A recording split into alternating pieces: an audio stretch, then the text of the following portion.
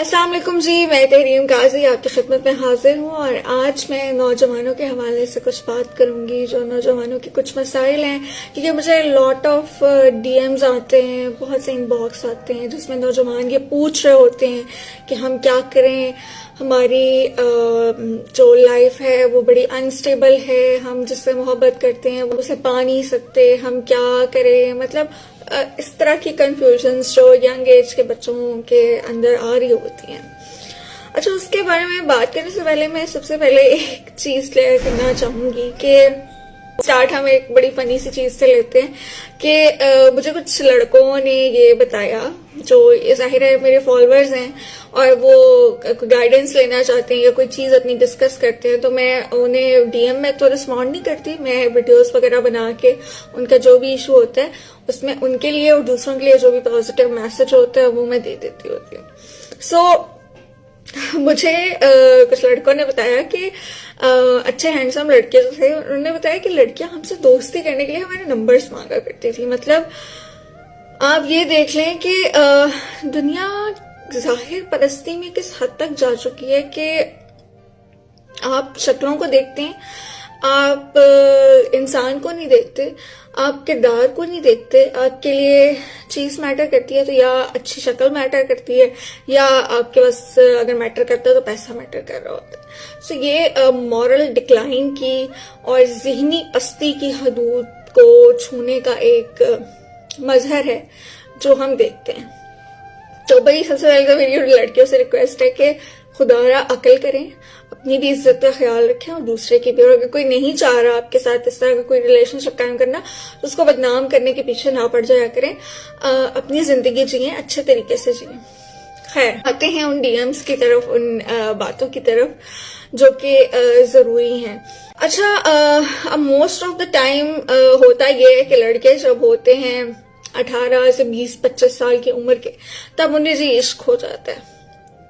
अब जब उन्हें इश्क होता है तो उन्हें यकीनन इश्क भी अपनी ही उम्र की लड़कियों से हो रहा होता है। लेकिन एक चीज इसमें जो है इम्पोर्टेंट वो ये है कि लड़के जो मेच्योर हो रहे होते हैं ना, थोड़ा टाइम लेके हो रहे होते हैं। फिर लड़कों की मेच्योरिटी के साथ साथ उनकी फाइनेंशियल स्टेबिलिटी भी बड़े मैटर कर रही होती है जब रिश्ते वगैरह के मामलात होते हैं। और लड़कियां जो है वो जरा जल्दी मेच्योर हो जाती हैं, जरा जल्दी चीजें समझ रही होती हैं। बायोलॉजिकल फैक्टर्स और साइकोलॉजिकल फैक्टर्स की हवाले से मैं बात कर रही हूँ। तो अब होता क्या है कि लड़कियों को ये देखना होता है कि उन्हें देखना होता है कि मैंने किस बंदे से शादी करनी है, और लड़के ये सिर्फ मोहब्बत के उस फैंटेसी में होते हैं।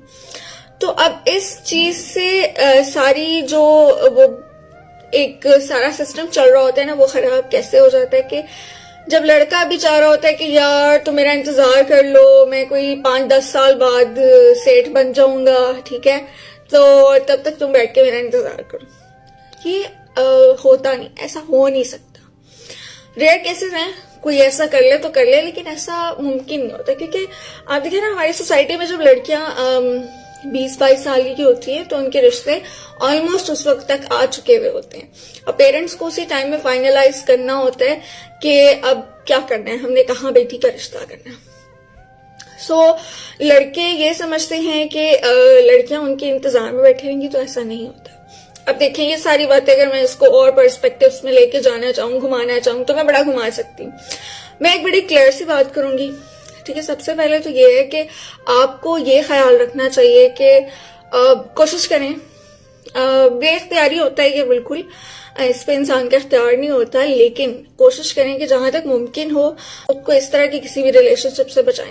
क्योंकि बड़ा क्लियरली हमें नजर आ रहा होता है कि कहाँ चीज हो सकती है और कहाँ चीज नहीं हो सकती, ठीक है। कहाँ बात बन सकती है, कहाँ पेरेंट्स मान लेंगे, कहाँ चीजें आसान होंगी, ठीक है, और कहाँ नहीं होंगी। दूसरी चीज है सबसे इम्पोर्टेंट कि आप किस इंटेंशन से किसी के साथ रिलेशनशिप में जाना चाह रहे हैं।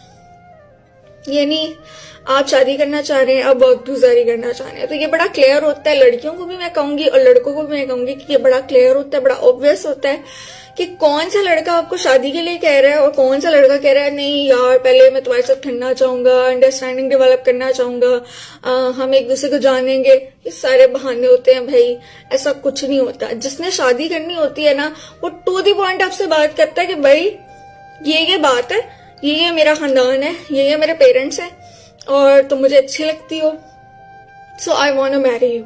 ठीक है, तो अगर तो कोई ऐसा बंदा मिलता है तो लड़कियों को पहले देखना चाहिए कि हाँ ये ठीक है, ऐसी बात करें तो आप पेरेंट्स को मिलवा दें। हो सकती है बात ठीक है, नहीं हो सकती तो लेट इट गो। मैंने बहुत सी लड़कियों को भी और लड़कों को भी अपनी जिंदगी बर्बाद करते देखा है कि नहीं जी हमें तो उससे मोहब्बत थी और उसने हमारी मोहब्बत की कदर ना की और ये ना किया और वो ना किया, दिस एंड दैट, सारी फालतू चीजें। ये एज आपकी बड़ी कीमती है। इस्लामिक पर्सपेक्टिव से देखें, शादी आपको कर लेनी चाहिए, ठीक है, अगर कोई अच्छा इंसान मिल जाए। लेकिन बात यह है कि ये एज प्रोडक्टिविटी की एज है, आपने अपना करियर बनाना है, खुद को स्टेबल करना है, अपने पाँव पे खड़ा होना है।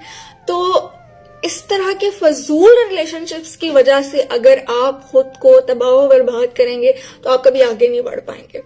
सो बहुत जरूरी है इसमें आपका peace of mind, emotional stability, mental stability, ठीक है, और आपकी फिजिकल स्टेबिलिटी भी बहुत जरूरी है इस हवाले से कि आप बस इश्क का रोग लगा के सिगरेटें फूंकते रहे या कोई शराबें पीना शुरू कर दें।